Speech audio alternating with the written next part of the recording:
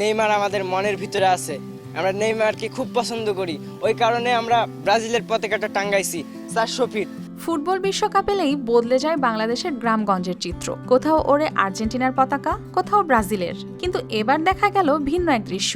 চির প্রতিদ্বন্দ্বী দুই দলের সমর্থকরা সব বিভেদ ভুলে নেইমারের ভালোবাসায় 400 ফুট দীর্ঘ ব্রাজিলের পতাকা টাঙাতে একসাথে কাজ করেছেন।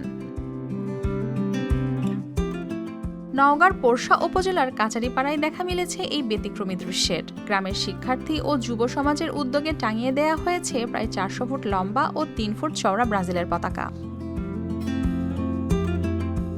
বিশ্বকাপ শুরু হতে এখনো কিছুদিন বাকি থাকলেও এরই মধ্যে ছড়িয়ে পড়েছে ফুটবল উন্মাদনা।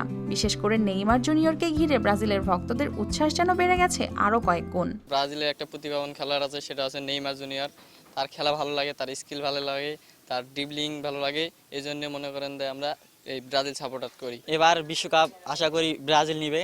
আমরা তাই জন্য আমরা 400 ফিট পতাকা লাগাইছি। স্যান্ডেলিনা সো, রূপচর্চায় আভিজাত্য।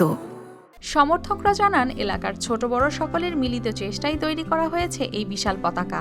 তবে আয়োজনের সবচেয়ে সুন্দর দিক হলো এখানে দলীয় প্রতিদ্বন্দ্বিতার চেয়ে বড় হয়ে উঠেছে সম্প্রীতি আর আনন্দ।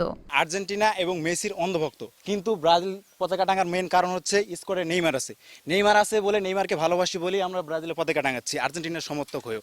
আমরা সামনে উদ্যোগ আছে, আবার আমরা আর্জেন্টিনা পতাকাও টাঙাবো। দল আমাদের নেইমার এবং মেসির মধ্যে যে এরকম কোনো ঝামেলা নাই, আমাদের মধ্যেও কোনো ঝামেলা নেই। দল যার যার, বিশ্বকাপ সবার। এই ব্যতিক্রমী উদ্যোগকে স্বাগত জানিয়েছেন স্থানীয় প্রশাসনও। সম্প্রীতি ও ভ্রাতৃত্বের এমন আয়োজন অবশ্যই প্রশংসনীয়। তবে খেলাকে কেন্দ্র করে কোনো ধরনের বিশৃঙ্খলা সৃষ্টি হলে কঠোর ব্যবস্থা নেবে বলেও জানান এ কর্মকর্তা। আনন্দ তো আসলে সবাইকে স্পর্শ করে যায়। নিশ্চয়ই আমরা যারা বলছি, আমরাও নিশ্চয়ই এই খেলাটা দেখব। তো সুতরাং এটাকে আনন্দ হিসেবেই নেওয়া।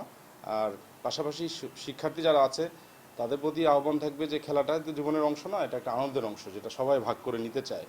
তো এর পাশাপাশি আমাদের এখানে এই খেলাকে কেন্দ্র করে তাদের স্বাভাবিক জীবনযাপনের কোনো অংশেই যাতে কোনো বাধা তৈরি না হয়, সকলে যাতে কেবলমাত্র এটা খেলার মধ্যে সীমাবদ্ধ রাখে এবং যার যার যেটা দায়িত্ব, সামাজিক শৃঙ্খলা, পড়াশোনা, শিক্ষার্থীদের ক্ষেত্রে বিশেষ করে, এবং পরস্পরের সৌহার্দ্য, সম্প্রীতি, এগুলো যাতে অক্ষুণ্ণ থাকে, সুন্দর থাকে, এটাই আমি কামনা করব। ফুটবল বিশ্বকাপ শুধু খেলার লড়াই নয়, এটি আনন্দ আর ভালোবাসার এক উৎসব। পোরশার তরুণরা যেন নতুন করে মনে করিয়ে দিলেন, প্রতিদ্বন্দ্বিতা থাকতে পারে মাঠে, কিন্তু উৎসব হোক সম্প্রীতির। News desk, RTV।